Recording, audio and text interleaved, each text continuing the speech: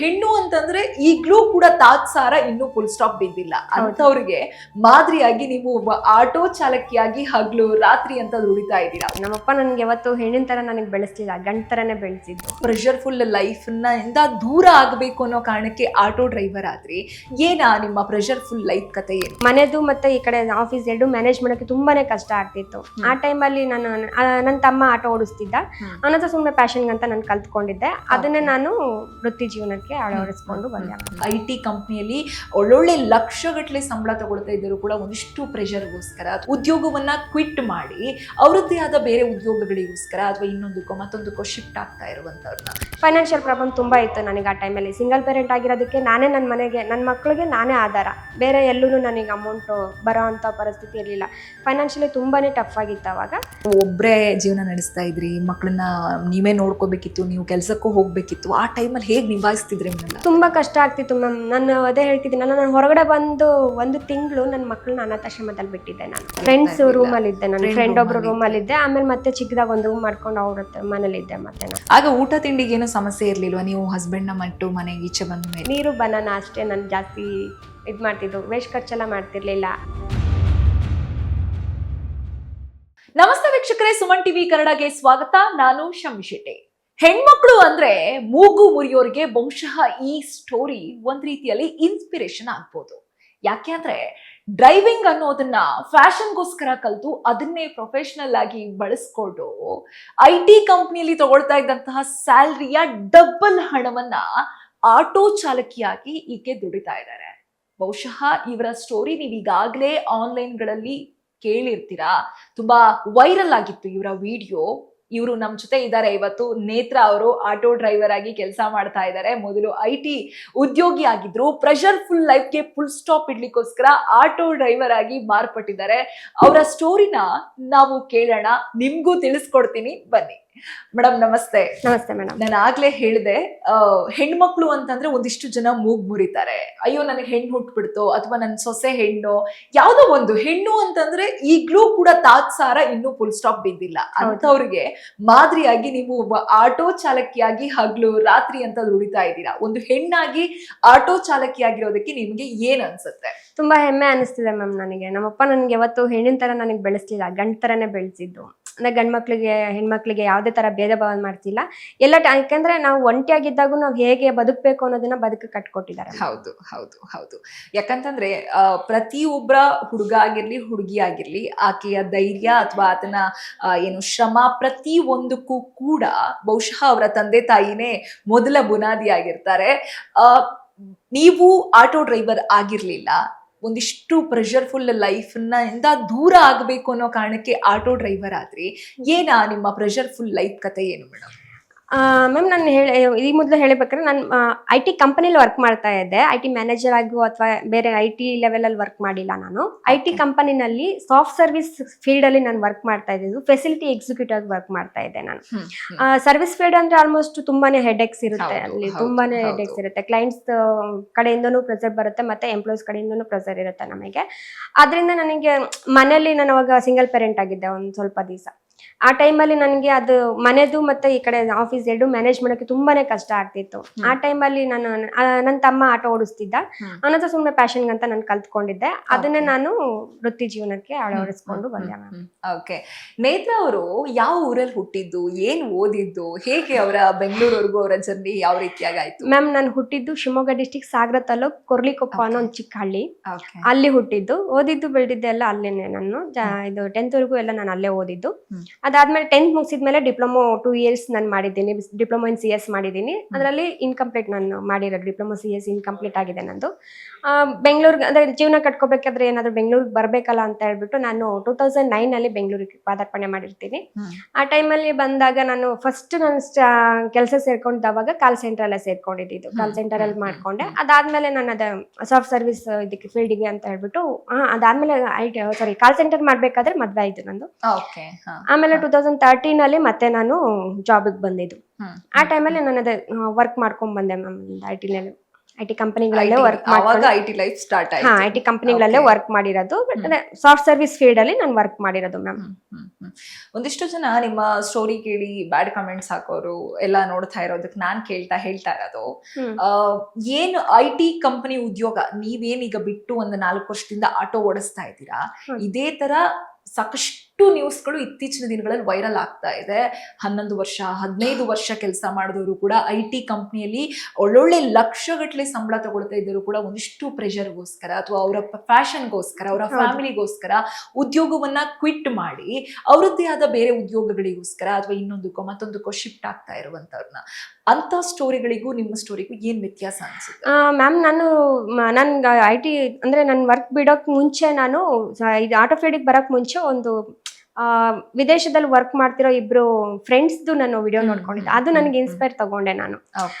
ಇವ್ರುಗಳೇ ಅಷ್ಟೊಂದೆಲ್ಲ ಓದ್ಕೊಂಡು ಅಲ್ಲಿ ಮಾಡ್ತಿರ್ಬೇಕಾದ್ರೆ ನಾವೆಲ್ಲ ಯಾಕೆ ಮಾಡ್ಬೋದು, ಅವ್ರು ವಿದೇಶದಲ್ಲಿದ್ದು ಕೆಲಸ ಮಾಡ್ಕೊಂಡು ಇವಾಗ ಇಲ್ಲಿಗೆ ಬಂದ್ಬಿಟ್ಟು ಹೋಟೆಲ್ ಮ್ಯಾನೇಜ್ಮೆಂಟ್ ಮಾಡ್ತಿದ್ದಾರೆ. ಅವರೇ ಮಾಡ್ತಿರ್ಬೇಕಾದ್ರೆ ನಾವ್ ಯಾಕೆ ಮಾಡಬಾರ್ದು ಅನ್ನೋ ಒಂದು ದೃಷ್ಟಿಯಿಂದ ನಾನು ಡ್ರೈವಿಂಗ್ ಫೀಲ್ಡಿಗೆ ಬಂದು ನಾನು ಡ್ರೈವರ್ ಆಗಿ ವರ್ಕ್ ಮಾಡ್ತಿದ್ದೆ. ಇತ್ತೀಚೆಗೆ ಒಂದು ವೈರಲ್ ಆಯ್ತಲ್ಲ, ಇಬ್ರು ಹಾ, ಅಮೆರಿಕದಲ್ಲಿ ಕೆಲಸ ಇಲ್ಲ ಇದಕ್ ಮುಂಚೆನೂ ಒಂದು ವೈರಲ್ ಆಗಿತ್ತು. ಫಾರಿನ್ ಎಲ್ಲ ಹೋಗಿ ದುಬೈಲೆಲ್ಲ ವರ್ಕ್ ಮಾಡಿ ಬಂದು ಅವರು ಇಲ್ಲಿ ಬಿಸ್ನೆಸ್ ಸ್ಟಾರ್ಟ್ ಮಾಡಿದ್ರು. ಅದನ್ನೆಲ್ಲ ನೋಡಿ ಅಗ್ರಿಕಲ್ಚರ್ ಎಲ್ಲ ಮಾಡಿದ್ರು. ಅದನ್ನೆಲ್ಲ ನೋಡಿ ನಾನು ಇದ್ ಮಾಡ್ಕೊಂಡಿದ್ದು. ಅದನ್ನ ನೋಡಿ ಇನ್ಸ್ಪೈರ್ ಆದ್ರೆ ಸ್ವಯಂ ಉದ್ಯೋಗ ಮಾಡಿದ್ರೆ ಎಷ್ಟೋ ಬೆಟರ್ ಅಲ್ವಾ ಅನ್ನೋ ತರ ನಾನು ಬೇರೆಯವ್ರ ಕೈ ಕೆಳಗಡೆ ಎಷ್ಟು ದಿನ ದುಡಿದ್ರು ಅದು ನನಗೆ ಸ್ಯಾಟಿಸ್ಫ್ಯಾಕ್ಷನ್ ಆಗಿಲ್ಲ. ಅದಕ್ಕೋಸ್ಕರ ನಾನು ಇದರಿಂದ ಮಾಡ್ಕೊಂಡು. ಹೌದು, ಎಲ್ಲೋ ಒಂದ್ ಕಡೆ ಈಗ ಒಂದು ಕಂಪ್ನಿಯಲ್ಲಿ ನಾವು ಸಂಬಳ ತಗೊಳ್ತಾ ಇದೀವಿ, ಅದು ತಿಂಗಳ ತಳೆಮೇನ್ ಸಂಬಳನೋ ಅಥವಾ ಕಮ್ಮಿ ಸಂಬಳನೋ ಹೆಚ್ಚು ಸಂಬಳನೋ ಪ್ರೆಷರ್ಫುಲ್ ಲೈಫು ಅಥವಾ ಬೇರೆ ತರ ಇರುತ್ತೋ ಅದನ್ನ ಯಾರು ಪ್ರಶ್ನೆ ಮಾಡಲ್ಲ ಅಥವಾ ಅದನ್ನ ಯಾರು ಗಮನಿಸಲ್ಲ. ಅಯ್ಯೋ ಇವರು ID ಕಾರ್ಡ್ ನೇತ್ ಹಾಕೊಂಡು ಬೆಳಗ್ಗೆ ಎದ್ರೆ ಆನ್ ಟೈಮ್ ಟಿಫಿನ್ ಬಾಕ್ಸ್ ಎತ್ಕೊಂಡು ಬ್ಯಾಗ್ ಹಾಕೊಂಡು ಆಫೀಸ್ಗೆ ಹೋಗ್ತಾರೆ, ಸಂಜೆ ಆದ್ರೆ ಬರ್ತಾರೆ, AC ಲೈಫಲ್ಲಿ ಕುತ್ಕೊಂಡು AC ಜಾಗದಲ್ಲಿ ಕುತ್ಕೊಂಡು ವರ್ಕ್ ಮಾಡ್ತಾ ಇರ್ತಾರೆ ಅನ್ನುವಂಥದ್ದು ಇರುತ್ತೆ. ಇನ್ನೊಂದು ಕಡೆ ಆಟೋ ಚಾಲಕಿ ಅಥವಾ ಆಟೋ ಚಾಲಕ ಅಂತಂದ್ರೆ ಅಯ್ಯೋ ಬೀದಿ ಸುತ್ತಾರೆ, ಅದು ಒಂದು ಹೆಣ್ಣು ಮಗಳಾಗಿ ಹಗಲು ರಾತ್ರಿ ಹೊರಗಡೆ ಸುತ್ತಾದ, ಈ ರೀತಿಯಾದ ಒಂದಿಷ್ಟು ಗೊಂದಲಗಳು ಪ್ರಶ್ನೆಗಳು ಎದ್ದೇ ಹೇಳತ್ತೆ.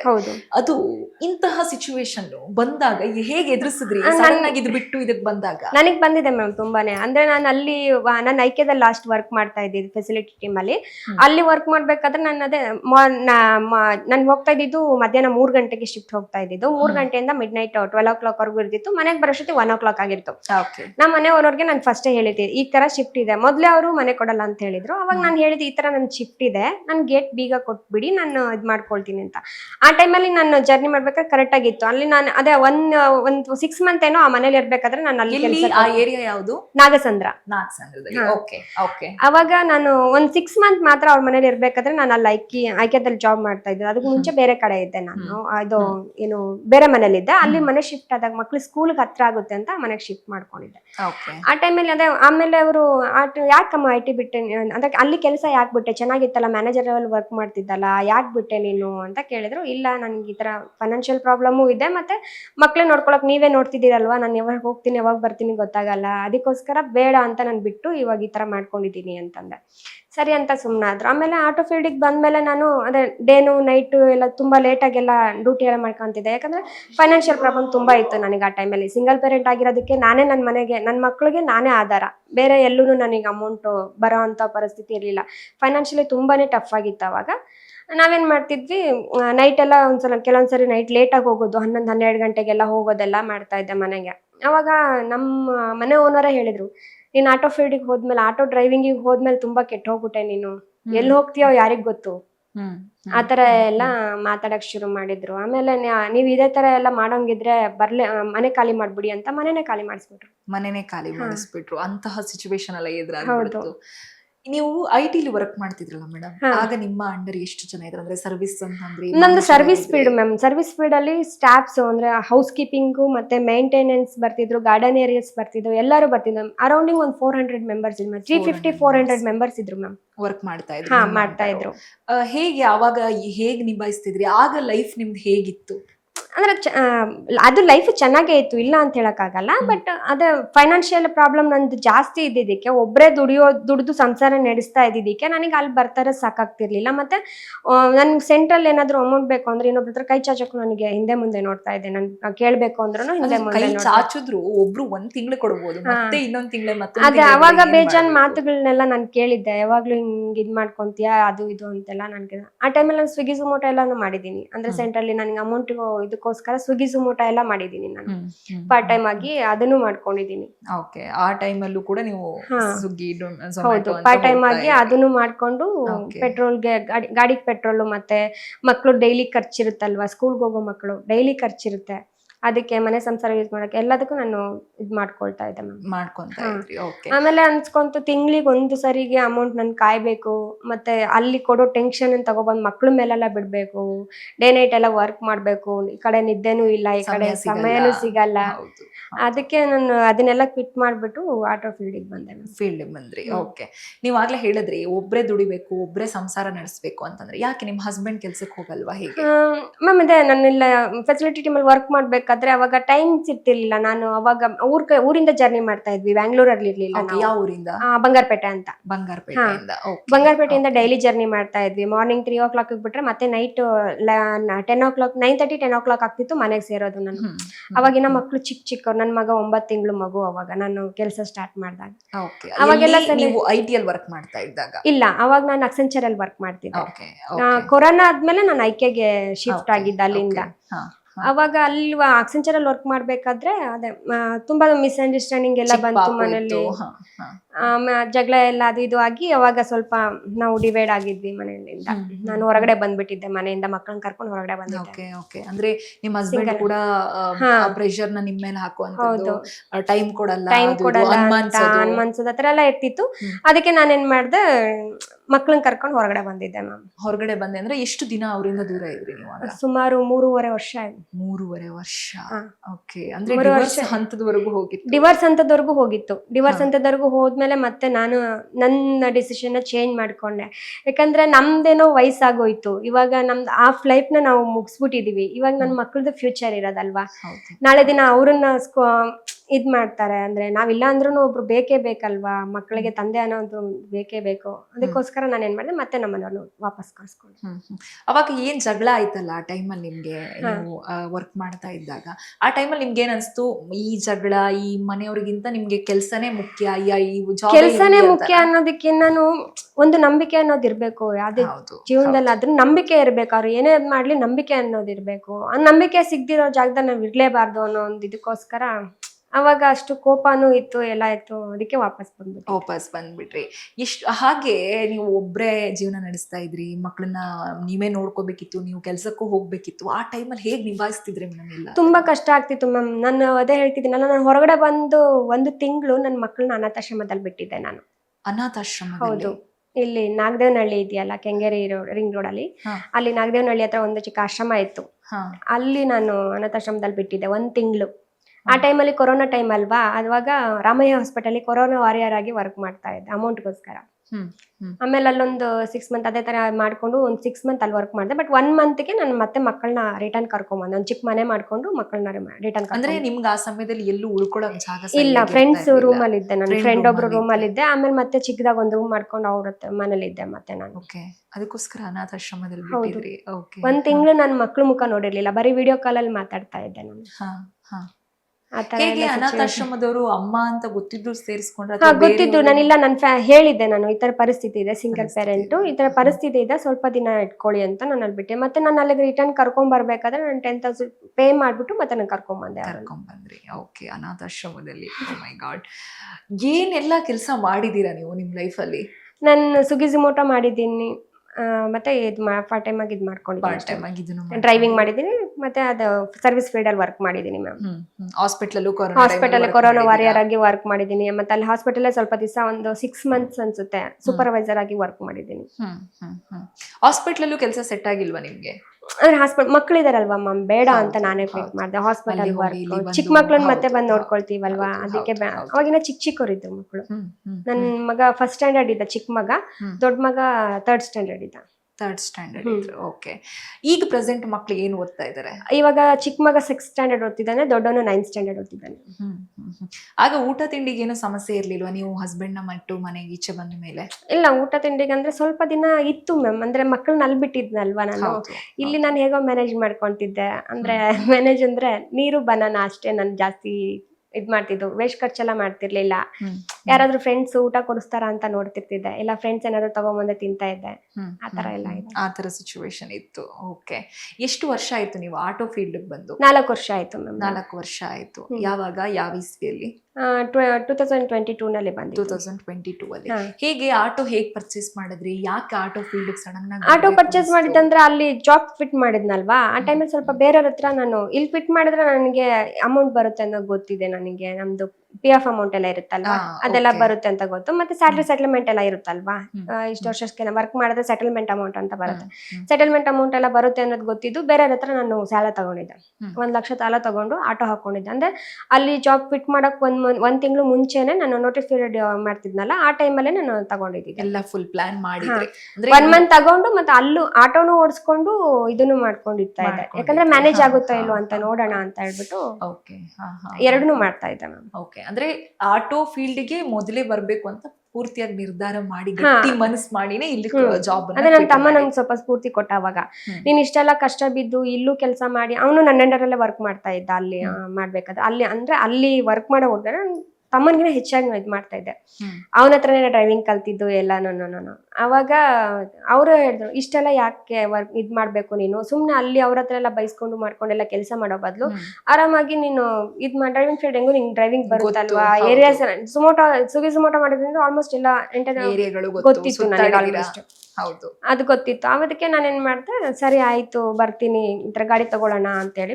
ಮತ್ತೆ ಗಾಡಿ ಅಲ್ಲಿ ಕೆಲಸ ಬಿಟ್ಟಿದ ತಕ್ಷಣ ನನಗೆ ಕೆಲಸ ಬೇಕಲ್ವಾ, ಅದಕ್ಕೋಸ್ಕರ ನಾನು 1 ತಿಂಗಳು ಮುಂಚೆನ ನಾನು ಗಾಡಿ ತಗೊಂಡಿದ್ದೆ. 1 ತಿಂಗಳು ಮುಂಚೆ. ನೀವು ಈ ಜಾಬ್ ಎಲ್ಲ ಬಿಟ್ಟು ಆಟೋ ಓಡಿಸ್ತೀನಿ ಅಂದಾಗ ಮನೇಲಿ ಯಾವ ರೀತಿ ರಿಯಾಕ್ಷನ್ ಇತ್ತು? ಅವಾಗಂದ್ರೆ ಜೊತೆಲಿ ಯಾರು ಇರ್ಲಿಲ್ವಲ್ಲ. ಜೊತೆಲಿ ಯಾರು, ಅಪ್ಪ ಅಮ್ಮ, ನಂದು ಲವ್ ಮ್ಯಾರೇಜ್ ಆಗಿರೋದು 18 ವರ್ಷ ಆಗಿತ್ತು ಅಪ್ಪ ಅಮ್ಮ ಮಾತಾಡಿ. ಇವಾಗ ರೀಸೆಂಟ್ ಆಗಿ ಒಂದು 3 months ಇಂದ ಮಾತಾಡ್ತಿದ್ದಾರೆ. ಅಂದ್ರೆ ನಿಮ್ದು ಲವ್ ಮ್ಯಾರೇಜ್ ಸುಮಾರು 18 ವರ್ಷದಿಂದ ಅಪ್ಪ ಅಮ್ಮ ಮಾತಾಡ್ತಾ ಅಪ್ಪ ಅಣ್ಣ ಗಂಡ ಅತ್ತೆ ಮಾವನ ಜೊತೆ ಇದ್ವಿ. ಸಡನ್ ಆಗಿ ಜಗಳದಿಂದ ಅಲ್ಲಿಂದನೂ ಹೊರಗೆ ಬರ್ಬೇಕಾಯ್ತು. ಹೇಗೆ ಈ ನಿಮ್ಮ ಅಪ್ಪ ಅಮ್ಮನಿಂದ ನೀವು ದೂರ ಆಗಿದ್ದು ಹೇಗೆ, ಯಾವ ರೀತಿ? ನಂದು ಲವ್ ಮ್ಯಾರೇಜು. ಅಪ್ಪ ಅಮ್ಮ ಬೇಡ ಅಂತ ಹೇಳಿದ್ರು, ಬಟ್ ಅಂದ್ರೆ ತುಂಬಾ ದೂರ ಅಂತ.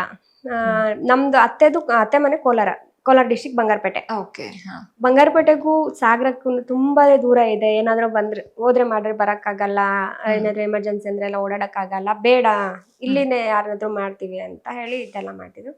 ಅವಾಗ ಇನ್ನ ಇದು ಏಜ್ ನಮ್ಗೆ ಅಷ್ಟೊಂದು ಮೈನರ್ ಇರ್ಲಿಲ್ವಲ್ಲ, ಅದಕ್ಕೋಸ್ಕರ ನಾನು ಮೈಂಡ್ ಮೆಚೂರ್ ಇರ್ಲಿಲ್ಲ. ಏನೋ ಮದ್ವೆ ಮಾಡ್ಕೊಂಡ್ಬಿಟ್ವಿ ಆ ಟೈಮಲ್ಲಿ. ಅಪ್ಪ ಅಮ್ಮ ದೂರ ಆದ್ರು, ಅಪ್ಪ ಅಣ್ಣ ಅಕ್ಕ ಅಣ್ಣ ಎಲ್ಲರೂ ದೂರ ಆಗ್ಬಿಟ್ರು. ಅವಾಗ ಮಾತಾಡ್ತಾ ಇರೋರು ಇವಾಗ ಮಾತಾಡ್ತಿದ್ದಾರೆ. ಈಗ ಮಾತಾಡ್ತಾ ಇದ್ದಾರೆ. ಏನು 18 ವರ್ಷ ಆದ್ಮೇಲೆ ಮತ್ತೆ ಈಗ ಮಾತಾಡ್ತಾ ಇರೋದವ್ರು ಹೇಗೆ ಅಂದ್ರೆ ನಾನು ಯಾರ ಜೊತೆನೂ ಮಾತಾಡ್ತಿರ್ಲಿಲ್ಲ, ಅವ್ರು ಯಾರ ಜೊತೆ ನಮ್ಮನ್ನು ಕಾಂಟ್ಯಾಕ್ಟ್ ಮಾಡೋ ಅಂತ ಒಂದು ಇದೂ ಇರ್ಲಿಲ್ಲ. ನಾನು ಯಾರ ಹತ್ರನು ಮಾತಾಡಿರ್ಲಿಲ್ಲ. ನನ್ನ ಅಣ್ಣ 18 ವರ್ಷದಿಂದ ಇದುವರೆಗೂ ಒಂದು ಜೊತೆ ಮಾತಾಡ್ಲಿಲ್ಲ. ಮೊನ್ನೆ ಊರ್ಗ್ ಹೋಗಿದ್ವಿ ರೀಸೆಂಟ್ ಆಗಿ 1 month ಬ್ಯಾಕ್. ಆ ಟೈಮಲ್ಲೇ ನನ್ನ ಅಣ್ಣ ನೀವೇ ಹೋದ್ರಿ ಮನೆಗೆ? ನಾವೇ ಹೋಗಿ. ನಾನು 18 ವರ್ಷದಲ್ಲಿ ಒಂದು 3 ಸರಿ ಹೋಗಿದ್ದೀನಿ ಮನೆಗೆ ಅಷ್ಟೇ. 3 ಸಲ. ನನ್ ದೊಡ್ಡ ಮಗ ಹುಡ್ದಾಗ ಹೋಗಿದ್ವಿ, ಅವಾಗ ಅಷ್ಟೊಂದು ರೆಸ್ಪಾನ್ಸ್ ಬರ್ಲಿಲ್ಲ. ಅಂದ್ರೆ ನನ್ ಮನೆಗ್ ಹೋಗ್ಲಿಲ್ಲ, ನಮ್ ದೊಡ್ಡಪ್ಪ ಮನೆಗ್ ಹೋಗಿದ್ದೆ ನಾನು. ಮನೇಲಿ ಕರೀಲಿಲ್ಲ, ನನ್ ದೊಡ್ಡಪ್ಪ ಅವ್ರ ಮನೇಲಿ ಕರೆದ್ರು ಅಂತ ಅವ್ರ ಮನೆಗ್ ಹೋಗಿದ್ದೆ. ಮಾತಾಡ್ಕೊಂಡ್ ಬಂದಿದ್ವಿ ಅಷ್ಟೇ. ಅವಾಗೂನು ಯಾರು ಅಷ್ಟು ರೆಸ್ಪಾನ್ಸ್ ಮಾಡ್ಲಿಲ್ಲ. ಆಮೇಲೆ ಮತ್ತೆ ಅದಾದ್ಮೇಲೆ ಚಿಕ್ಕ ಮಗ ಹುಟ್ಟಿದ್ಮೇಲೆ ಒಂದ್ಸರಿ ಹೋಗಿದ್ವಿ, ಅವಾಗ್ಲೂನು ಏನು ರೆಸ್ಪಾನ್ಸ್ ಮಾಡ್ಲಿಲ್ಲ. ಅದಾದ್ಮೇಲೆ ಮತ್ತೆ ನಾನು ಹೋಗಕ್ ಹೋಗಿರ್ಲಿಲ್ಲ. ರೀಸೆಂಟ್ ಆಗಿ 1 ತಿಂಗಳು ಹಿಂದೆ ನನ್ ಚಿಕ್ಕಪ್ಪನ ಮಗನ್ ಮದ್ವೆ ಇದೆ ಅಂತ ಅವ್ರು ಮದ್ವೆ ಕರೆದಿದ್ರು ನಮ್ ಚಿಕ್ಕಪ್ಪನ ಮಗ, ಅದಕ್ಕಂತ ಹೋಗಿದ್ದೆ. ಅವಾಗ ಎಲ್ಲ ಮಾತಾಡ್ಸಿದ್ರು, ಎಲ್ಲ ಚೆನ್ನಾಗಿ ಮಾತಾಡ್ಸಿದ್ರು. Okay, nice, very nice. ಈಗ ನೀವು ಆಟೋ ಓಡಿಸ್ತಾ ಇದೀರಲ್ವಾ, ಆಟೋ ಓಡ್ಸಕ್ ಸ್ಟಾರ್ಟ್ ಆದ್ಮೇಲೆ, ಆ ಜಾಬ್ ಕ್ವಿಟ್ ಮಾಡಿದ್ಮೇಲೆ ನಿಮ್ಮ ಫ್ಯಾಮಿಲಿ ರೆಸ್ಪಾನ್ಸ್ ಈಗ ಅಂದ್ರೆ ನಿಮ್ಮ ಹಸ್ಬೆಂಡ್, ನಿಮ್ಮ ಅತ್ತೆ ಮಾವ ಎಲ್ಲ ಹೇಗಿದೆ? ಅಂದ್ರೆ ಬಿಟ್ಟು ಬಂದಿದ್ರಿ, ದೂರ ಆಗಿದ್ರಿ? ಹೌದು, ನನ್ ಅಂದ್ರೆ ಬಿಟ್ ಬಂದ್ರು ಕೂಡ ಅತ್ತೆ ಮಾವನ್ ಜೊತೆ ಕಾಂಟ್ಯಾಕ್ಟ್ ಇತ್ತು ನನಗೆ. ಮಾತಾಡ್ತಿದ್ರಿ. ನಾ ಹಸ್ಬೆಂಡ್ ಜೊತೆಗೆ ಮಾತಾಡ್ತಿರ್ಲಿಲ್ಲ, ಅದೇ ಅತ್ತೆ ಮಾಮನ್ ಜೊತೆ ಕಾಂಟ್ಯಾಕ್ಟ್ ಇತ್ತು, ಮಾತಾಡ್ತಿದ್ರು. ಅವರು ಹೇಳಿದ್ರು, ಅದು ಬೇಡ ನಿಂಗೆ ರಿಸ್ಕ್ ಆಗುತ್ತೆ, ಮಕ್ಳು ನೋಡ್ಕೊಳಕ್ಕೆಲ್ಲ ಪ್ರಾಬ್ಲಮ್ ಆಗುತ್ತೆ, ಈ ಆಟೋ ಕೆಲಸ ಬೇಡ, ರಿಸ್ಕ್. ಸ್ವಿಗ್ಗಿ ಝೊಮ್ಯಾಟೊ ಮಾಡ್ಬೇಕಾದ್ರೂ ಅವ್ರು ಹಂಗೆ ಅಂದ್ರು, ಬೇಡ ಎಷ್ಟೊತ್ತಂದ್ರೆ ಅಷ್ಟೊತ್ತಿಗೆ ಹೋಗ್ತೀಯಾ, 12-1 ಗಂಟೆಲೆಲ್ಲ ಓಡಿಸ್ತಿದ್ದೆ ನಾನು ನೈಟ್. ಸುಗಿಸುಮುಟ. ಹೌದು. ಅದಕ್ಕೆ ಬೇಡ, ನೀನ್ ಅಷ್ಟೊತ್ತಲ್ಲೆಲ್ಲ ಓಡಿಸ್ತೀಯಾ, ಮಕ್ಳು ಇರ್ತಾರೆ ಮನೇಲಿ, ಇಬ್ರೇ ಇರ್ತಾರೆ, ನೋಡ್ಕೊಂಡ್ ಮಾಡು ಅಂತ. ಬೇರೆ ಏನಾದ್ರು ಮಾಡು. ಇಲ್ಲ, ನನ್ಗೆ ಇದ್ರಲ್ಲೇ ನನಗೆ ನೆಮ್ಮದಿ ಸಿಗ್ತಾ ಇದೆ, ಏನೋ ಒಂಥರ ಫೀಲ್ ಆಗ್ತಿದೆ ನನಗೆ, ನಾನು ಇದನ್ನ ಮಾಡ್ತೀನಿ ನೋಡೋಣ ಅಂತ ನಾನು ಇದನ್ನ ಮಾಡ್ಕೊಂಬಂದೆ. ಆಮೇಲೆ ಸರಿ ಆಯ್ತು ಅಂದ್ರೆ ಇವಾಗ ತುಂಬಾ ಖುಷಿ ಪಡ್ತಾರೆ ಮ್ಯಾಮ್. ತುಂಬಾ ಖುಷಿ ಪಡ್ತಾರೆ. ಹೇಗೆ ನೀವು ನಿಮ್ ಹಸ್ಬೆಂಡ್ ಅಷ್ಟು ಜಗಳಾಡಿ ಬಂದವರು ಒಂದಾಗಿದ್ ಹೇಗೆ ಮತ್ತೆ? ಅದೇ ಹೇಳ್ದಲ್ಲ, ಊರಲ್ಲಿ ಒಂದ್ ಜಾತ್ರೆ ಇತ್ತು, ಆ ಟೈಮಲ್ಲಿ ಮಕ್ಳು ಊರ್ಗ್ ಹೋಗಿದ್ರು. ಆ ಟೈಮಲ್ಲಿ ಮಕ್ಳು ಪಪ್ಪ ಬಂದ್ರೆ ನಾನ್ ಬರ್ತೀನಿ, ಇಲ್ಲಾಂದ್ರೆ ಬರಲ್ಲ ಅಂತ ಕುತ್ಕೊಂಡಿದ್ರು ನಿಮ್ಮ ಹತ್ರ. ಆ ಟೈಮಲ್ಲಿ ನಾನೇ ಯೋಚನೆ ಮಾಡ್ದೆ, ಯಾಕೆ ಒಂದ್ ಚಾನ್ಸ್ ಕೊಟ್ಟು ನೋಡ್ಬಾರ್ದು, ನಾವೇ ಯಾಕೆ ಬದ್ಲಾಗ್ಬಾರ್ದು ಅನ್ನೋ ಒಂದು ದೃಷ್ಟಿಯಿಂದ. ನಿಮ್ ಹಸ್ಬೆಂಡ್ ನಿಮ್ಮನ್ನ ಮಾತಾಡ್ಸೋ ಪ್ರಯತ್ನ ಮಾಡ್ತಾರೆ? ತುಂಬಾ ಮಾಡ್ತಾ ಇದ್ರು. ಅಂದ್ರೆ ಕಾಲ್ ಎಲ್ಲ ಮಾಡ್ತಾ ಇದ್ರು.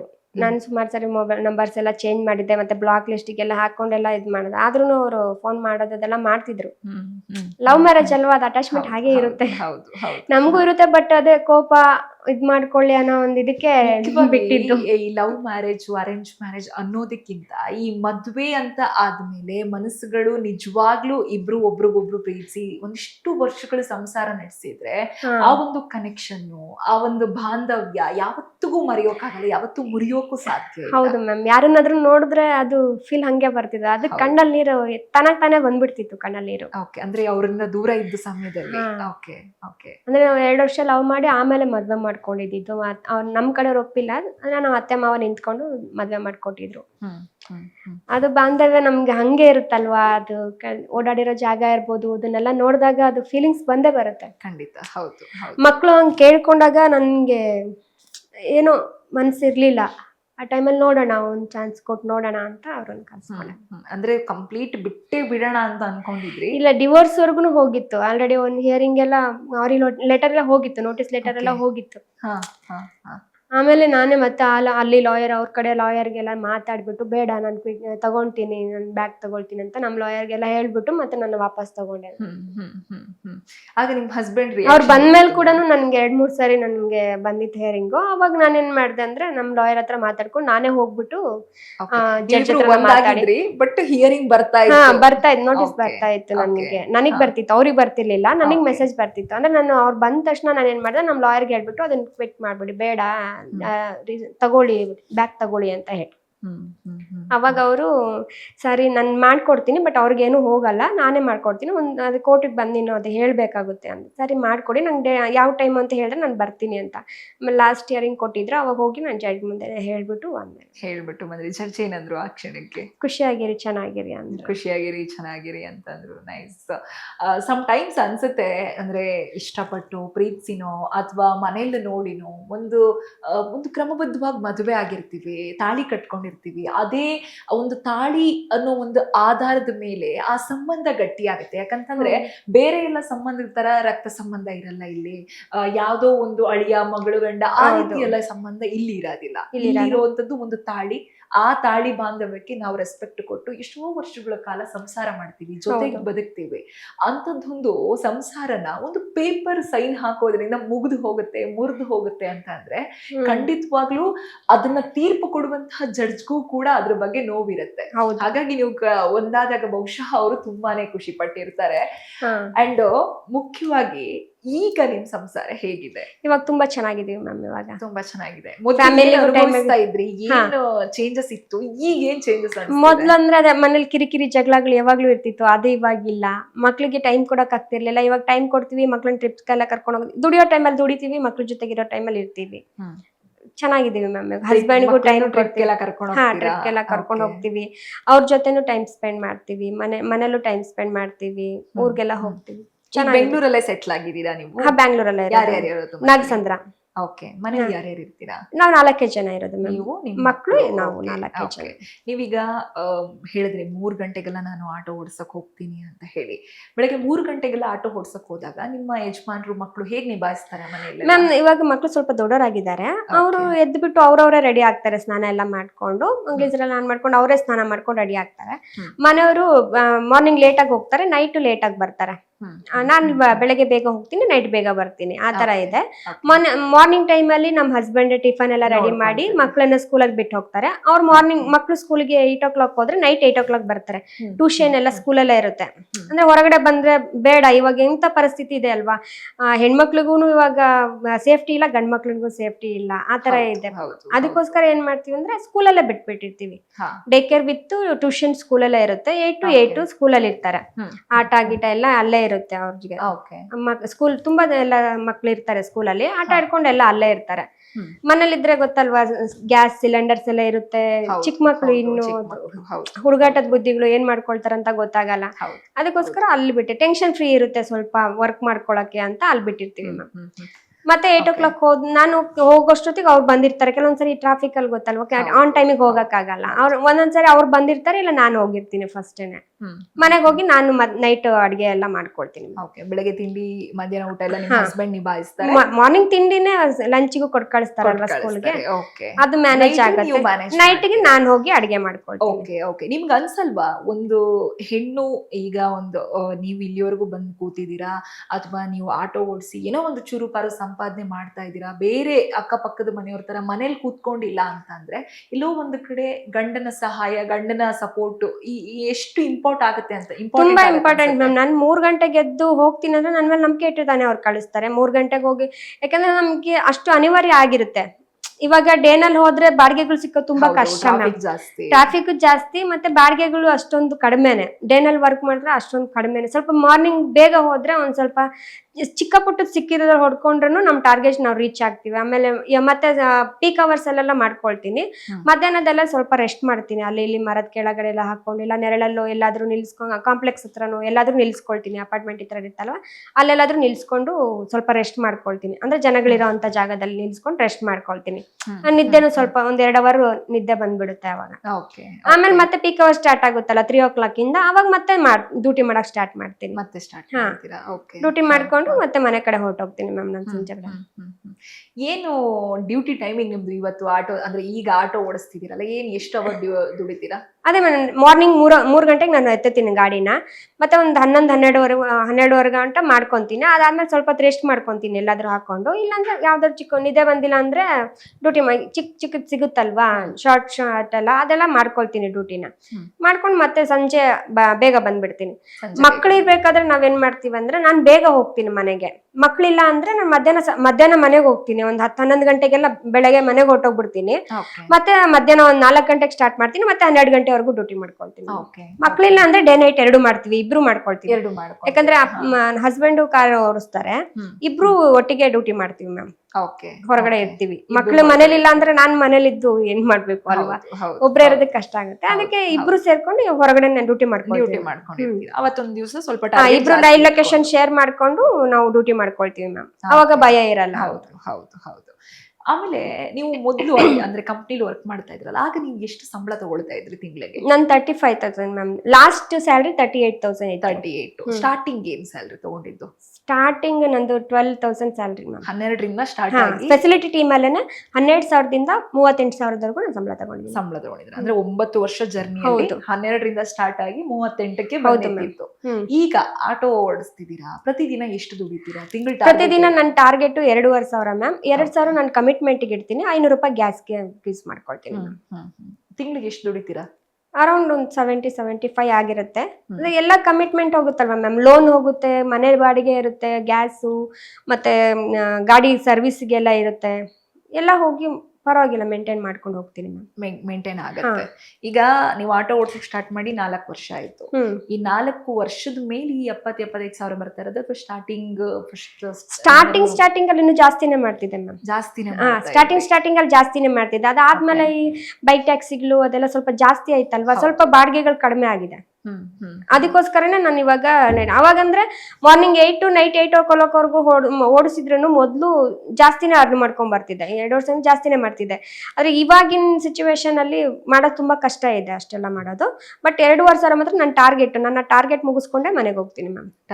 ಯಾಕಂದ್ರೆ ನಮಗೆ ಕಮಿಟ್ಮೆಂಟ್ಸ್ ಇದೆ. ನಮಗೆ ಕಮಿಟ್ಮೆಂಟ್ಸ್ ಗೆ ಕರೆಕ್ಟ್ ಆಗಿ ನಾನು 2,500 ರೂಪಾಯಿ ಮಾಡಿದ್ರೇನೆ ನನಗೆ ಆ ಕಮಿಟ್ಮೆಂಟ್ ಮ್ಯಾಚ್ ಆಗುತ್ತೆ. ನಿಮ್ ಟಾರ್ಗೆಟ್ ದಿನದಲ್ಲಿ ಎಷ್ಟೊತ್ತಿಗೆ ಮುಗಿಯುತ್ತೆ? ಕೆಲವೊಂದ್ಸರಿ ಮಧ್ಯಾಹ್ನಕ್ಕೆ ಮುಗಿಯುತ್ತೆ. ಚೆನ್ನಾಗಿರೋ ಬಾಡಿಗೆಗಳೆಲ್ಲ ಲಾಂಗ್ ಬಾಡಿಗೆ ಸಿಕ್ಕರೆ ಮಧ್ಯಾಹ್ನಕ್ಕೆ ಮುಗ್ದೋಗ್ಬಿಡುತ್ತೆ. ಆ ಟೈಮಲ್ಲಿ ಮತ್ತೆ ನಾನು ಎಕ್ಸ್ಟ್ರಾ ಅರ್ನ್ ಮಾಡ್ಕೊಂತೀನಿ. ಕೆಲವೊಂದ್ಸರಿ ನೈಟ್ 8-9 ಗಂಟೆ ಆದ್ರೂ ಆಗುತ್ತೆ ಮ್ಯಾಮ್. 9-10 ಗಂಟೆ ಆದ್ರೂ ಆಗುತ್ತೆ. ಒಟ್ನಲ್ಲಿ ನಿಮ್ಮ ಟಾರ್ಗೆಟ್ ಅನ್ನ ನೀವು ಮಿಸ್ ಮಾಡದೆ ಕಂಪ್ಲೀಟ್ ಮಾಡ್ಕೊಂಡೇ ಹೋಗ್ತೀರಾ. ಹೌದು ಮ್ಯಾಮ್, ಹೌದು. Okay okay. ನೀವು ಯಾವ ಆಪ್ ಅನ್ನ ಬಳಸೋದು, ಹೇಗೆ?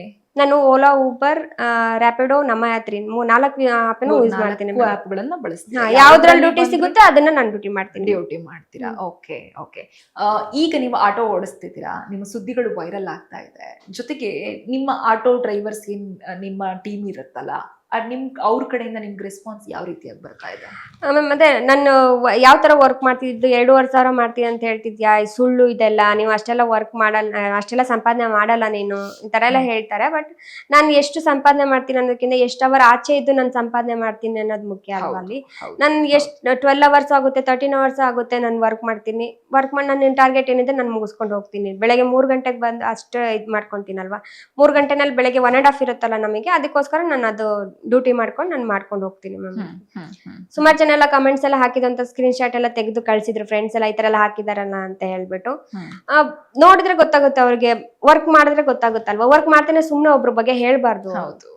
ನಾನು ಎಲ್ಲಾ ಬಾಡಿಗೆನೂ ಮಾಡ್ತೀನಿ ಮ್ಯಾಮ್. ಆನ್ಲೈನ್ ಅಲ್ಲಿ ಸಿಗೋ ಬಾಡಿಗೆನೆ ಅಂತಿಲ್ಲ, ಕೈ ಬಾಡಿಗೆ ಅಂದ್ರೆ ಪ್ಯಾಸೆಂಜರ್ಸ್ ಹೋಗೋ ದಾರಿಲಿ ಅಡ್ಡ ಹಾಕ್ತಾರಲ್ಲ, ಆ ಬಾಡಿಗೆಗಳನ್ನು ಕೂಡ ನಾನು ಮೀಟರ್ ಬಾಡಿಗೆನೂ ತಗೊಳ್ತೀನಿ. ಮತ್ತೆ ಎಲ್ಲದನ್ನು ಲಗೇಜ್ ಬಾಡಿಗೆ ಸಿಕ್ಕರೆ ಲಗೇಜ್ ಬಾಡಿಗೆನೂ ಮಾಡ್ಕೊಳ್ತೀನಿ ಮ್ಯಾಮ್. ನಾನು ಎಲ್ಲಾ ತರದ ಬಾಡಿಗೆಗಳನ್ನು ನಾನು ನೋಡ್ಕೊಳ್ತೀನಿ. ಅಂದ್ರೆ ಬೆಳಿಗ್ಗೆ 3 ಗಂಟೆಗೆ ನೀವು ಮನೆ ಬಿಡ್ತೀರಾ, ಒಂದೊಂದ್ ದಿವಸ ರಾತ್ರಿ ಆಗುತ್ತೆ, ಒಂದೊಂದ್ ದಿವಸ ನಿಮ್ ಟಾರ್ಗೆಟ್ ಮಧ್ಯಾಹ್ನಕ್ಕೆ ಮುಗಿಯುತ್ತೆ, ಒಂದೊಂದ್ ದಿವಸ ಸಂಜೆಗೆ ಮುಗಿಯುತ್ತೆ. ಯಾಕೆ 2,500 ದುಡಿಯೋದು ಅಷ್ಟೊಂದು ಕಷ್ಟ ಆಗುತ್ತೆ ಅಂತ ಯಾಕೆ ಹೇಳ್ತಾರ ಅವರೆಲ್ಲ? ಅದೇ ಮ್ಯಾಮ್, ಬೈಕ್ ಟ್ಯಾಕ್ಸಿ ಬಂದಿದೆ ಅಲ್ವಾ. ಇವಾಗ ಬೈಕ್ ಟ್ಯಾಕ್ಸಿ ಇರೋದ್ರಿಂದ ಏನಾಗ್ತಿದೆ, ಸಿಂಗಲ್ ಕಸ್ಟಮರ್ಸ್ ಯಾರು ಆಟೋ ಹತ್ತಲ್ಲ, ಜಾಸ್ತಿ ಜನ ಹತ್ತಲ್ಲ. ಯಾರು ರೇರು ಹತ್ತದು, ಎಮರ್ಜೆನ್ಸಿ ಇರೋರು ಮಾತ್ರ ಇದ್ ಮಾಡ್ಕೊಳ್ತಾ ಹೋಗ್ತಾರೆ. ಇದ್ರಲ್ಲಿ ಜಾಸ್ತಿ ಜನ ಎಲ್ಲ ಸಿಂಗಲ್ ಕಸ್ಟಮರ್ಸ್ ಇದ್ರಲ್ಲೇ ಹೋಗ್ತಾರೆ. ಪ್ಯಾಸೆಂಜರ್ಸ್ ಎಲ್ಲ ಹೋಗ್ಬೇಕಂದ್ರೆ ಬೈಕ್ ಟ್ಯಾಕ್ಸಿನ ಯೂಸ್ ಮಾಡ್ತಾರೆ. ಅದಕ್ಕೋಸ್ಕರ ಬೈಕ್ ಟ್ಯಾಕ್ಸಿನ ಇದ್ ಮಾಡ್ಬೇಕು ಅನ್ನೋದಕ್ಕೋಸ್ಕರ ನಾವ್ ಇಷ್ಟೆಲ್ಲ ಕಷ್ಟಪಟ್ಟು, ನಾನು ಫೈಟ್ ಎಲ್ಲ ಮಾಡಿದೀನಿ ಮ್ಯಾಮ್. ಸ್ಟ್ರೈಕ್ ಮಾಡ್ದಾಗೆಲ್ಲ ಹೋಗಿದ್ದೀನಿ, ಎಲ್ಲ ಇದ್ ಮಾಡಿದೀನಿ ನಾನು ಆ ಟೈಮಲ್ಲ. ಬಟ್ ನನ್ ಟಾರ್ಗೆಟ್ಸ್ ಏನಿದೆ ನಾನು ಡ್ಯೂಟಿ ಮಾಡ್ಕೊಂಡು ಹೋಗ್ತೀನಿ. ಅಂದ್ರೆ ಬಹುಶಃ ನಿಮಗೆ ಕರೆ ಮಾಡಿ ಏನು ಹೇಳ್ತಾ ಇದ್ದಾರೆ, ಹೆದರಿಸ್ತಿದ್ದಾರೆ ಅಥವಾ ಕೋಪ ತೋರಿಸ್ತಾ ಇದ್ದಾರೆ, ಅವ್ರ ಪ್ರಕಾರ ಸರ್ಕಾರನೋ ಅಥವಾ ಗ್ರಾಹಕರು ಆಟೋ ಚಾಲಕರ ಮೇಲೆ ಏನು ಕನಿಕರ ತೋರಿಸ್ತಾ ಇದ್ದಾರೆ, ಆ ಕನಿಕರ ಹಾಗೆ ಉಳ್ಕೊಳ್ಬೇಕು ಅನ್ನುವಂಥದ್ದು ಇರಬಹುದು.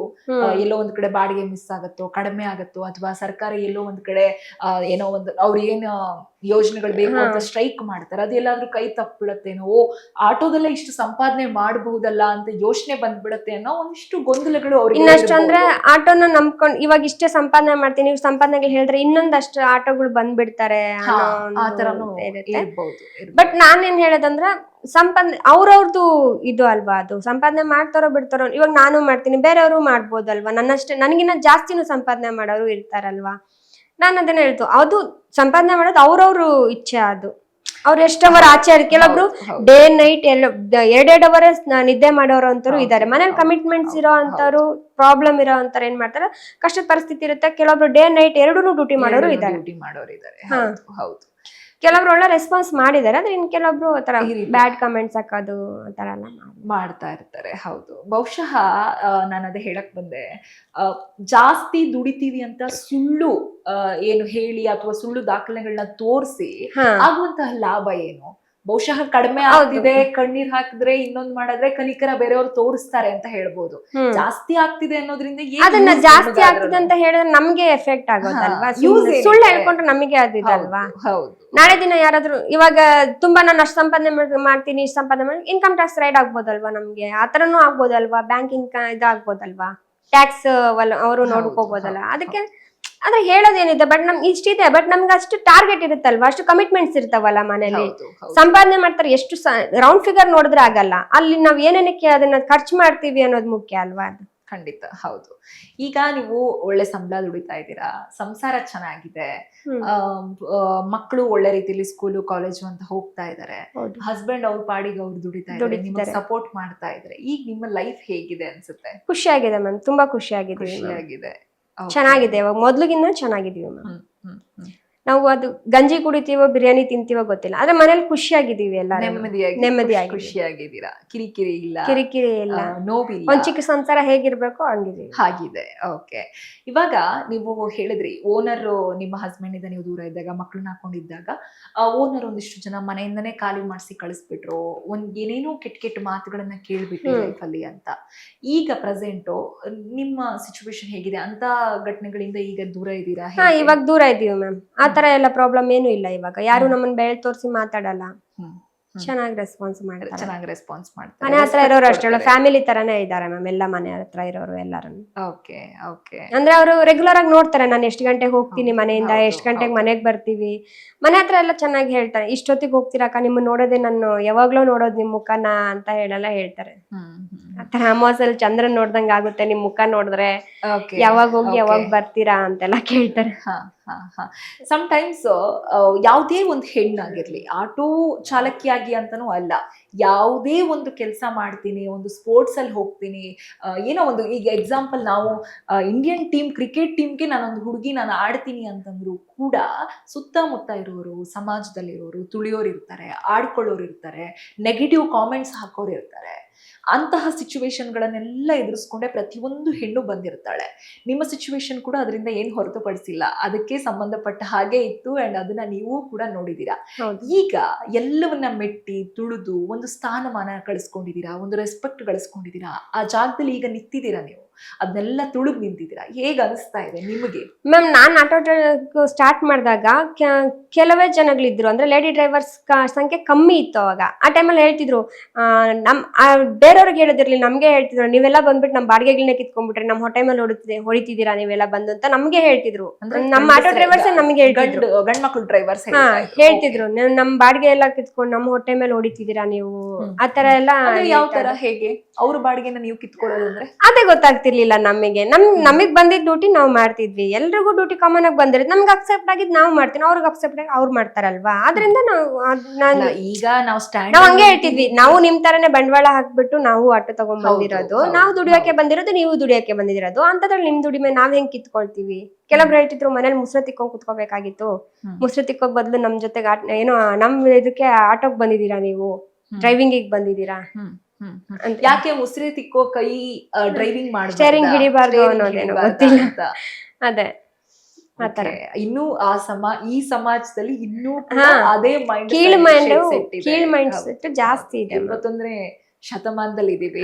ಒಂದ್ ಹೆಣ್ಮಕ್ಳು ಏನಾದ್ರು ಮಾಡ್ತಾರಂದ್ರೆ ಅದಕ್ಕೆ ಅಡ್ಡಿ ಮಾಡೋರು ಜಾಸ್ತಿ ಜನ. ಅಂದ್ರೆ ಅವ್ರು ಸ್ಪೋರ್ಟಿವ್ ಆಗಿ ತಗೊಂಡು ಬೇರೆಯವ್ರನ್ನ ಇನ್ಸ್ಪಿರೇಷನ್ ಆಗಿ ತಗೊಂಡು ಮಾಡ್ತಿರ್ತಾರೆ, ಏನೋ ಒಂದ್ ಮಾಡ್ಬೇಕು ಅಂತ ಹೋಗ್ತಾರೆ. ಆದ್ರೆ ಅವ್ರಿಗೆ ನೆಗೆಟಿವ್ ಆಗಿ ಮಾತಾಡಿ ಅವ್ರನ್ನ ಕುಗ್ಗಿಸೋರು ತುಂಬಾ ಜನ ಇರ್ತಾರೆ. ಅಲ್ಲ, ನಿಜಕ್ಕೂ ನನ್ಗೆ ನೀವ್ ಈ ಮಾತುಗಳನ್ನ ಹೇಳಿದಾಗ ನನಗೆ ಅನ್ಸಿದ್ದು, 21ನೇ ಶತಮಾನದಲ್ಲಿ ಇದೀವಿ ನಾವು. ಪ್ರತಿಯೊಂದು ಹೆಣ್ಣು ಮಕ್ಕಳು ಈಗ ಏನು ದುಡಿತಾರೆ, ಅವರದ್ದೇ ಆದ ಜೀವನ ಕಟ್ಕೊಳ್ಳೋಕೆ ಸಂಪಾದನೆಯನ್ನ ಮಾಡ್ತಾ ಇರ್ತಾರೆ. ಪ್ರತಿಯೊಂದು ಸೆಕ್ಟರ್ ಅಲ್ಲೂ ಕೂಡ ನಾವು ಹೆಣ್ಣು ಮಕ್ಕಳನ್ನ ನೋಡ್ಬೋದು. ಈಗ ಒಂದು ಆಟೋ ಡ್ರೈವರ್ ಆಗಿರೋದ್ರಿಂದ ಹಿಡಿದು ಬಸ್ ಚಾಲಕಿಯಾಗಿ, ಬಸ್ ಕಂಡಕ್ಟರ್ ಆಗಿ, ಅಥವಾ ವಿಮಾನ ಏರ್ಲೈನ್ಸ್ ಇದ್ದಾರೆ. ಪ್ರತಿಯೊಂದು ಸೆಕ್ಟರ್ ಅಲ್ಲೂ ಪೊಲೀಸ್ ಆಗಿರ್ಬೋದು, ಡಾಕ್ಟರ್ ಎಲ್ಲಾದ್ರಲ್ಲೂ ಇದ್ದಾರೆ. ಹೆಣ್ಮಕ್ಳಿದ್ದಾರೆ. ಹೆಣ್ಮಕ್ಳು ಅಂತ ಮೂಗು ಮುರಿಯೋ ಕಾಲ ಈಗ ಹೊರಟೋಗಿದೆ. ಹೆಣ್ಣು ಅಂತ ಅಂದ್ರೆ ಒಂದ್ ರೀತಿಯಲ್ಲಿ ಏನು ದೇಶ ಕಾಯೋ ನಾರಿ, ಅಥವಾ ತೊಟ್ಲು ತೂಗೋ ಕೈ ದೇಶವನ್ನೇ ಆಳಬಹುದು ಅನ್ನುವಂತಹ ಹಳೆಯ ಗಾದೆ ಮಾತುಗಳೆಲ್ಲವೂ ಕೂಡ ಈಗ ಸಾಕಷ್ಟು ಜನ ಹೆಣ್ಣು ಮಕ್ಕಳು ಅದನ್ನ ನಿಜ ಮಾಡಿದ್ದಾರೆ. ಹೌದು, ಇವಾಗ ಹೇಳ್ಬೇಕಂದ್ರೆ ಗಡಿ ಭಾಗದಲ್ಲೂ ನಮ್ ದೇಶ ಕಾಯಕ್ಕೂ ಎಷ್ಟೋ ಜನ ಹೆಣ್ಮಕ್ಳೇ ಜಾಸ್ತಿ ಇದ್ದಾರೆ. ಹೌದು, ಖಂಡಿತ. ಅದೇ ಇಂತಹ ಸಮಯದಲ್ಲೂ ಕೂಡ ಒಂದು ಹೆಣ್ಣು ಮುಸ್ರೆ ತಿಕ್ಕೋ ಕೈ, ನೀನ್ ಯಾಕೆ ಇಲ್ಲಿಗೆ ಬರ್ಬೇಕಿತ್ತು, ಮನೇಲಿ ಕುತ್ಕೋಬೇಕಿತ್ತು ಅಂತ ಕಾಮೆಂಟ್ಸ್ ಮಾಡ್ತಾರಲ್ಲ, ನಿಜವಾಗ್ಲೂ ಅಂತವ್ರಿಗೆ ನಾಚಿಕೆ ಆಗ್ಬೇಕು. ಹೌದು, ಅವ್ರ ಮನೆ ಹೆಣ್ಣು ಮಕ್ಕಳನ್ನ ಮನೇಲಿ ಕೂಡಿಟ್ಟಿರ್ತಾರೆ, ಮನೇಲಿ ಮುಸ್ರೆ ತಿಕ್ಕೋಕ್ ಇಟ್ಟಿರ್ತಾರೆ. ಬೇರೆಯವ್ರ ಹೆಣ್ಣು ಮಕ್ಕಳನ್ನು ಕೂಡ ಕೈ ಮಾಡಿ ತೋರಿಸ್ತಾರೆ, ಮುಸ್ರೆ ತಿಕ್ಕಿ ನೀವು ಅಂತ ಹೇಳ್ತಾರಲ್ಲ, ಅಂತವ್ರಿಗೆ ನಿಜಕ್ಕೂ ನಾಚಿಕೆ ಆಗ್ಬೇಕು. ಇಂತಹ ಸ್ಥಾನಮಾನದಲ್ಲಿ ನಿಂತಿರೋ ಹೆಣ್ಣು ಮಕ್ಕಳು ನಿಜಕ್ಕೂ ಹೆಮ್ಮೆ ಪಡ್ಬೇಕು ಮೇಡಮ್. ಅವರು ಮಾತಾಡೋದಕ್ಕಿಂತ ಮುಂಚೆ ಯೋಚನೆ ಮಾಡ್ಬೇಕು ಮ್ಯಾಮ್. ಏನಂದ್ರೆ, ನಾನು ಒಂದ್ ತಾಯಿ ಗರ್ಭದಿಂದ ಹುಟ್ಟಿ ಬಂದಿದ್ದೀನಿ. ಬೇರೆಯವ್ರ ಹೆಣ್ಮಕ್ಳ ಬಗ್ಗೆ ಮಾತಾಡೋಕ್ ಮುಂಚೆ ನನ್ ಮನೆ ಹೆಣ್ಮಕ್ಳ ಬಗ್ಗೆನು ನಾನು ಅದೇ ತರ ಮಾತಾಡ್ತೀನಿ ಅನ್ನೋ ಥಿಂಕ್ ಬರುತ್ತಲ್ವಾ. ಅಂದ್ರೆ ಬೇರೆಯವ್ರ ಬಗ್ಗೆ ಕೆಟ್ಟದಾಗ ಮಾತಾಡಿದ್ರೆ ಅವಾಗ ಗೊತ್ತಾಗುತ್ತೆ ಅವ್ರ ಮನೆ ಹೆಣ್ಮಕ್ಳಿಗೆ ಎಷ್ಟು ಗೌರವ ಕೊಟ್ಟು ಮಾತಾಡ್ತಾರೆ ಅನ್ನೋದನ್ನ. ಖಂಡಿತ ಅದೇ ಅವರ ಮಾತು ನಡವಳಿಕೆಗಳೇ ಪ್ರತಿಯೊಂದು ವ್ಯಕ್ತಿಯ ವ್ಯಕ್ತಿತ್ವವನ್ನ ಅಳಿತಾ ಹೌದು. ಇರುತ್ತೆ. ಅವರ ನಡವಳಿಕೆಗಳೇ ತೋರಿಸ್ಬಿಡತ್ತೆ ಅವ್ರ ಮನೆಯಲ್ಲಿ ಹೇಗಿರ್ತಾರೆ, ಅವ್ರ ಮನೆ ಹೆಣ್ಮಕ್ಳನ್ನ ಎಷ್ಟು ರೆಸ್ಪೆಕ್ಟ್ ಮಾಡ್ತಾರೆ ಹೌದು. ಅನ್ನುವಂಥದ್ದನ್ನ. ಬಿಡಿ, ಅಂತವ್ರ ಬಗ್ಗೆ ಮಾತಾಡಿ ಏನು ಪ್ರಯೋಜನ ಇಲ್ಲ, ಅವ್ರು ಬದ್ಲಾಗೋದು ಇಲ್ಲ. ಹೌದು. ನೀವ್ ಹೇಳಿದ್ರಿ ನನ್ಗೆ ಆಗ್ಲೇನೆ ಬಂದ ತಕ್ಷಣ ಫೇಕ್ ಅಕೌಂಟ್ ಮಾಡ್ಬಿಟ್ಟು ಅದು 1 hour ಹಿಂದೆ ಎಲ್ಲ ನಾನು fake account ಸುಮಾರು comments ಅಕೌಂಟ್ಗಳೆಲ್ಲ ಅಂತ. ಚೆಕ್ ಮಾಡಿದೆ ಮ್ಯಾಮ್. ನನ್ಗೆ ತುಂಬಾ ಬ್ಯಾಡ್ ಆಗೆಲ್ಲ ಕಮೆಂಟ್ ಹಾಕಿದ್ದಾರೆ. ಅಂದ್ರೆ ಫ್ರೆಂಡ್ಸ್ ಎಲ್ಲ ಅದು ಅಕೌಂಟ್ ನ ಸ್ಕ್ರೀನ್ ಶಾಟ್ ಮಾಡಿ ಎಲ್ಲ ಕಳ್ಸಿದ್ರು. ನಾನು ಅದನ್ನ ಚೆಕ್ ಮಾಡಿದೆ. 2-3 ಅವರ್ಸ್ ಅಲ್ಲೆಲ್ಲ ಕ್ರಿಯೇಟ್ ಮಾಡ್ಬಿಟ್ಟು ಕೆಟ್ಟದಾಗೆಲ್ಲ ಕಮೆಂಟ್ ಮಾಡಿದ್ದಾರೆ. ಅಂದ್ರೆ ನೇತ್ರ ಅವ್ರೆ, ನಾನು ಹೇಳ್ಬೇಕಿದನ್ನ ಏನು ಅಂದ್ರೆ ಸೆಲೆಬ್ರಿಟಿಗಳನ್ನ ಬಿಡ್ತಾ ಇಲ್ಲ, ಹೌದು ಸಾಮಾನ್ಯ ಜನರನ್ನ ಬಿಡ್ತಾ ಇಲ್ಲ, ಹೌದು. ಹೀರೋಯಿನ್ ಗಳನ್ನ ಬಿಡ್ತಾ ಇಲ್ಲ, ಹೀರೋ ಹೆಂಡತಿಯನ್ನೂ ಬಿಡ್ತಾ ಇಲ್ಲ, ದೊಡ್ಡವ್ರನ್ನೇ ಬಿಡ್ತೀರ. ನಾವು ಸಾಮಾನ್ಯ ಜನಗಳಿಗೆ ನಾವ್ ಯಾವ ಲೆಕ್ಕ ಅವರಿಗೆ ಅಲ್ವಾ? ಹೌದು ಹೌದು. ಯಾವುದೇ ಸೆಲೆಬ್ರಿಟಿ ಆಗಿರ್ಲಿ, ಸಮಾಜದಲ್ಲಿ ದೊಡ್ಡ ವ್ಯಕ್ತಿತ್ವ ಆಗಿರ್ಲಿ, ಅವ್ರನ್ನ ಯಾರಿಗೆ ಆ ವ್ಯಕ್ತಿಯನ್ನ ನಮ್ಗೆ ರೀಚ್ ಮಾಡಕ್ ಆಗಲ್ಲ ಅಂತ ಅನ್ಸುತ್ತೆ, ಅಂತಹ ಮೂರ್ಖತನದ ಕೆಲಸವನ್ನ ಅಂತಹ ವ್ಯಕ್ತಿಗಳು ಮಾತ್ರ ಮಾಡ್ತಾರೆ. ನಾನು ಹೇಳ್ತೀನಲ್ಲ ಮ್ಯಾಮ್, ಯಾವತ್ತು ನಾವು ಜನಗಳ ಕಿವಿಗೆ ನಾವು ಜನಗಳು ಹೇಳೋ ಮಾತಿಗೆ ಕಿವಿ ಕೊಡ್ತೀವೋ ನಾವೇನು ಸಕ್ಸಸ್ ಆಗಲ್ಲ. ಖಂಡಿತ ಏನು ನಾವ್ ಯಾವತ್ತು ನಾವು ಅಲ್ಲಿ ಅವ್ರು ಮಾತಾಡೋದನ್ನೆಲ್ಲ ಬದಿಗಿಟ್ಬಿಟ್ಟು ನಾವು ನಮ್ ಕಡೆ ನಮ್ ಗುರಿ ಏನಿದೆ ಅದನ್ ಕಡೆ ಮಾಡ್ತೀವಿ, ತುಂಬಾ ಜನ ಸಕ್ಸಸ್ ಆಗ್ತಾರೆ. ಹೌದು, ತಿಳ್ಕೊಂಡ್ಬಿಡ್ಬೇಕು. ಕಾಮೆಂಟ್ಸ್ ಮಾಡೋರು ಯಾರು ನಮ್ಮ ಸಿಚುವೇಶನ್ ನ ಎದುರಿಸಿರಲ್ಲ, ಹೌದು. ನಮ್ಮ ಸ್ಥಾನಮಾನನ ಅವ್ರು ಗಿಟ್ಟಿಸ್ಕೊಳ್ಳಕ್ಕೆ ಅವ್ರು ಯಾರು ನಮ್ ಲೈಫ್ ಸ್ಟೋರಿನ ಕಣ್ಣಾರ ನೋಡಿರಲ್ಲ ಮ್ಯಾಮ್, ನೋಡಿರಲ್ಲ. ನಮ್ಮ ಅಕ್ಕಪಕ್ಕದ ಮನೆಯವರಲ್ಲ, ಅಕ್ಕಪಕ್ಕದ ಮನೆಯವರು ಯಾರು ಆತರ ಹೇಳುವ ಅಧಿಕಾರ ಅವ್ರಿಗೂ ಕೂಡ ಇರೋದಿಲ್ಲ. ಹೌದು. ಯಾಕಂದ್ರೆ ಅವ್ರು ನಮ್ಮನ್ನ ಸಾಕಿರಲ್ಲ, ಒಂದ್ ಹೊತ್ತು ನಮ್ಗೆ ಊಟ ಹಾಕಿರಲ್ಲ, ಹೌದು. ನಮ್ಮ ಖರ್ಚಿಗೆ ಅವ್ರು ಕಾಸು ಕೊಟ್ಟಿರಲ್ಲ. ಮತ್ತೆ ಅವ್ರು ಯಾರು? ಕಾಮೆಂಟ್ಸ್ ಮಾಡೋರು ಯಾರು ಯಾರು ಅಥವಾ ಕೇಳೋರು ಯಾರು? ಅದೇನೆ ಬಿಡಿ, ಅವ್ರ ವಿಚಾರ ಮಾತಾಡ್ತಾ ಹೋದ್ರೆ ಇನ್ನು ಜಾಸ್ತಿನೇ ಇರುತ್ತೆ. ಲಾಸ್ಟ್ ಕ್ವಶನ್, ಹಾ. ಎಷ್ಟೋ ಜನ ನಿಮ್ಮ ತರನೇ ಈಗ IT ಕಂಪ್ನಿಗಳಿಂದ ಹೊರಗೆ ಬರ್ತಾ ಇದ್ದಾರೆ, ಅಥವಾ ಪ್ರೆಷರ್ ಫುಲ್ ಲೈಫ್ ಇಂದ ಹೊರಗೆ ಬರ್ತಾ ಇದ್ದಾರೆ. ಅಂತಹ ಜೀವನ ಬೇಡಪ್ಪ, ಫ್ಯಾಷನ್ನೇ ಪ್ರೊಫೆಷನಲ್ ಆಗಿಸ್ಕೊಳ್ಳೋಣ, ಜೀವನ ಕಟ್ಕೊಳ್ಳೋಣ, ಏನೋ ಒಂದು ನೆಮ್ಮದಿಯಾಗಿದ್ರೆ ಸಾಕ್ ದೇವ್ರೆ ಅಂತ ಹೇಳೋ ಒಂದು ಸಿಚುವೇಶನ್ ಬಂದಿದೆ. ಅಂತವ್ರಿಗೆಲ್ಲ ನೀವೇನ್ ಹೇಳ್ತೀರಾ? ಮ್ಯಾಮ್ ಏನ್ ಹೇಳೋದಂದ್ರೆ, ಇವಾಗ ಎಲ್ಲ ಮುಂದೆ ಎಲ್ಲ ಬರ್ತಾ ಇರೋದು AI ಟೆಕ್ನಾಲಜಿ ಬರ್ತಾ ಇದೆ. ಅಂದ್ರೆ ಆರ್ಟಿಫಿಷಿಯಲ್ ಇಂಟೆಲಿಜೆಂಟ್ ಟೆಕ್ನಾಲಜಿನ ಬರ್ತಾ ಇರೋದ್ರಿಂದ ಎಷ್ಟೋ ಜನ ಎಂಪ್ಲಾಯೀಸ್ ಕೂಡ ಕೆಲಸಗಳನ್ನ ಕಳ್ಕೊಂಡಿದ್ದಾರೆ. ಉದಾಹರಣೆಗೆ ಹೇಳ್ಬೇಕಂದ್ರೆ Oracle ಅಲ್ಲಿ ತುಂಬಾ ಜನ ಎಂಪ್ಲಾಯೀಸ್ ಕೆಲಸಗಳನ್ನ ಕಳ್ಕೊಂಡಿದ್ದಾರೆ, ಟರ್ಮಿನೇಟ್ ಮಾಡಿದ್ದಾರೆ, ಮತ್ತೆ ಇದೆಲ್ಲ ಮಾಡ್ಕೊಂಡಿದ್ದಾರೆ. ಇನ್ನು ಮುಂದಿನ ಜನರೇಷನ್ ಹೋಗ್ಬೇಕಂದ್ರೆ AI ಜಾಸ್ತಿ ಇರುತ್ತೆ ಮ್ಯಾಮ್. ಅವಾಗ ಎಂಪ್ಲಾಯ್ಸ್ ತುಂಬಾ ಹೊಡ್ತಾ ಬೀಳೋದೆಲ್ಲ ಜಾಸ್ತಿ ಇರುತ್ತೆ. ಅವ್ರಿಗೆಲ್ಲ ಏನ್ ಹೇಳೋದಂದ್ರೆ, ಉದ್ಯೋಗ ಮಾಡಬೇಡಿ ಅಂತ ಹೇಳಲ್ಲ. ಎಲ್ಲರೂ ನೀವು ಡ್ರೈವಿಂಗ್ ಸ್ಪೀಡ್ ಗೆ ಬರ್ಬೇಕು ಅಂತ ನಾನು ಹೇಳ್ತಿಲ್ಲ, ಬಟ್ ಸ್ವಯಂ ಉದ್ಯೋಗ ಅಂತ ಹೇಳ್ಬಿಟ್ಟು ನೀವು ಸೆಲ್ಫ್ ಎಂಪ್ಲಾಯ್ ಆಗಿ ಕೆಲಸ ಮಾಡೋದು ತುಂಬಾ ಇಂಪಾರ್ಟೆಂಟ್ ಅಂತ ನಾನು ಹೇಳ್ತೀನಿ. ಅವ್ರ ಜೀವನನ ಅವ್ರು ಕಟ್ಕೊಳ್ಳೋದಕ್ಕೆ ಏನೋ ಒಂದು ಸೈಡ್ ಮಾಡಿ ಇಟ್ಕೊಂಡ್ರೆ, ಅಗ್ರಿಕಲ್ಚರ್ ಇರ್ಬೋದು, ಹೈನುಗಾರಿಕೆ, ಅದೆಲ್ಲ ಇದೆ, ಎಲ್ಲಾ ಕೆಲ್ಸಾನು ಇದೆ. ಇಲ್ಲ ಅಂತ ಹೇಳೋದು, ಜೀವನ ಮಾಡಕ್ ಯಾವ ಕೆಲಸ ಆದ್ರೆ ಏನು, ನಾವು ಓದಿದೀವಿ ಅನ್ನೋ ಗರ್ವ ಇಲ್ದಿರಿದ್ರೆ ಸಾಕು, ಇಲ್ದೇ ಇದ್ರೆ ಸಾಕು. ಹೌದು, ಓದೋದು ಜ್ಞಾನಕ್ಕೋಸ್ಕರ, ಪ್ರಪಂಚ ತಿಳ್ಕೊಳಕ್ಕೋಸ್ಕರ ಅಷ್ಟೇ. ನಾನು ಖಂಡಿತ ಖುಷಿ ಆಯ್ತು ನೇತ್ರ ಅವ್ರೆ, ನಿಮ್ಮ ಕಥೆಯನ್ನ ನಮ್ ಜೊತೆ ಹಂಚ್ಕೊಂಡ್ರಿ. ಅಂಡ್ ಬಹುಶಃ ನಮ್ಮ ವೀಕ್ಷಕರಿಗೂ ಕೂಡ ನಿಮ್ಮ ಸ್ಟೋರಿ ಇಷ್ಟ ಆಗಿರುತ್ತೆ, ಬಹುಶಃ ಒಂದು ಇನ್ಸ್ಪಿರೇಷನ್ ಆಗಿರುತ್ತೆ. Thank you so much. Thank you ma'am, thank you so much. ವೀಕ್ಷಕರೇ, ಬಹುಶಃ ಎಷ್ಟೋ ಜನ ನಾನು ಆಗ್ಲೇ ಹೇಳಿದಾಗೆ ಈಗ್ಲೂ 21ನೇ ಶತಮಾನದಲ್ಲೂ ಹೆಣ್ಣು ಮಕ್ಕಳ ಅಂತಂದ್ರೆ ಉಸಿರೆ ತಿಕ್ಕೋದಕ್ಕೆ, ಹೆಣ್ಣು ಮಕ್ಕಳು ಅಂತಂದ್ರೆ ಮನೇಲಿ ಮಕ್ಕಳನ್ನ ನೋಡ್ಕೊಳ್ಳೋದಕ್ಕೆ, ಅಥವಾ ಹೆಣ್ಣು ಮಕ್ಕಳು ಅಂತಂದ್ರೆ ನಾವು ಮದುವೆ ಆಗೋದೇ ಒಂದು ಮಗುನ ಹೆತ್ತುಕೊಡ್ಲಿಕ್ಕೆ ಅನ್ನುವಂತಹ ಒಂದಿಷ್ಟು ಜನರಿಗೆ ತಪ್ಪು ಕಲ್ಪನೆಗಳಿದೆ. ಖಂಡಿತವಾಗ್ಲೂ ಅದು ತಪ್ಪೆ. ಯಾವುದೇ ಹೆಣ್ಣಾಗಿರ್ಲಿ, ಅವಳಿಗೆ ದುಡಿಯೋ ಶಕ್ತಿ ಇದೆ, ಅವಳಿಗೆ ದುಡಿಯೋ ಅರ್ಹತೆ ಇದೆ. ಪ್ರತಿಯೊಂದು ಹೆಣ್ಣು ಕೂಡ ಮನೆಯ 4 ಗೋಡೆಯ ಚೌಕಟ್ಟಿನಿಂದ ಹೊರಗೆ ಬಂದು ಅವಳ ಸ್ಥಾನಮಾನವನ್ನ ಗಟ್ಟಿ ಮಾಡ್ಕೊಳ್ಳುವಂತ ಹಕ್ಕು ಆಕೆಗಿರುತ್ತೆ. ಸೊ ಸಮಾಜದಲ್ಲಿ ಪ್ರತಿಯೊಂದು ಹೆಣ್ಣನ್ನ ರೆಸ್ಪೆಕ್ಟ್ ಮಾಡಿ, ಗೌರವಿಸಿ, ಹೆಣ್ಣು ಮಕ್ಕಳು ಯಾವುದೇ ಉದ್ಯೋಗ ಮಾಡ್ತೀನಿ ಅಂತ ಹೊರಟ್ರು ನೀವು ನಿಮ್ಮ ಮನೆ ಹೆಣ್ಣು ಮಕ್ಕಳಿಗೆ ಸಪೋರ್ಟ್ ಮಾಡಿ. ನೇತ್ರವರ ಕತೆ ನಿಮ್ಗೂ ಕೂಡ ಇನ್ಸ್ಪಿರೇಷನ್ ಆಗ್ಲಿ. ಇಂತಹ ಇನ್ಸ್ಪಿರೇಷನ್ ಕತೆಗಳಿಗಾಗಿ ನಮ್ಮ ಚಾನೆಲ್ನ ನೋಡ್ತಾ ಇರಿ Suman TV Kannada. Thank you.